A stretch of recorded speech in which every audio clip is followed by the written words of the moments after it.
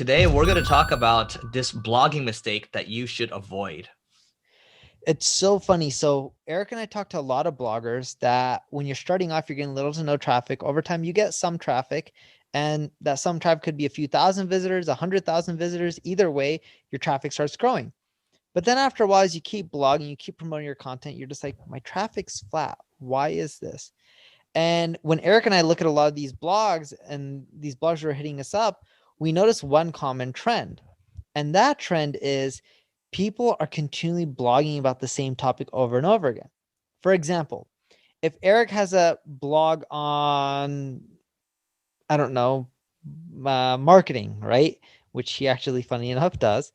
And he keeps talking about SEO in every single article. And one article would be like, what is SEO? Second article is the beginner's guide to SEO. The next article is how SEO works. The next article is advanced SEO tactics. Yeah, it's great that the blog is on marketing and SEO, but in Google's eyes, they're going to be confused and be like, wait, are all these blog posts targeting the same keyword SEO? Which one should we actually rank for the term SEO? And it causes cannibalization and actually hurts your rankings, and it causes confusion, and Google doesn't know which ones to rank where. So you actually get less traffic in the long run. Yeah. So funny enough, we have a page on digital marketing agency, and it's where we don't want the traffic to go to. We used to have the number one ranking for that keyword, and we don't have it anymore because it goes to this other. It's like this big resource, and it's now we're like rank 14 for it or whatever. But the point here is that this other page is, which we don't want to be ranking for, it's cannibalizing because it's actually a better resource.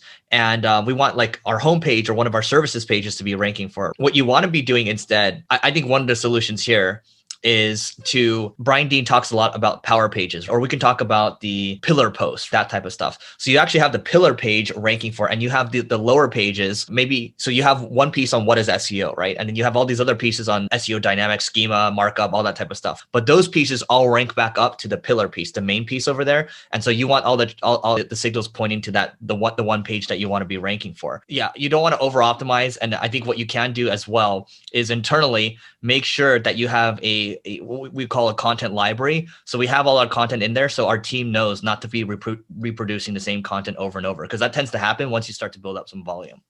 Yeah, and anytime you have new ideas, just log into your blogging platform or your WordPress, search for some of those keywords and make sure you don't have a post that's specifically on that topic, and you should be fine.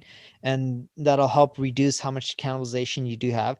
If you already cannibalized a lot of your content, you should consider combining your blog posts and using 301 redirects. Yeah, or you might have to just delete it if it's not that useful. Yep. Make Cool. sure you rate, review this podcast, whether it's on iTunes, Google Play. We really appreciate it. We want more people to learn about marketing school. Thanks for listening.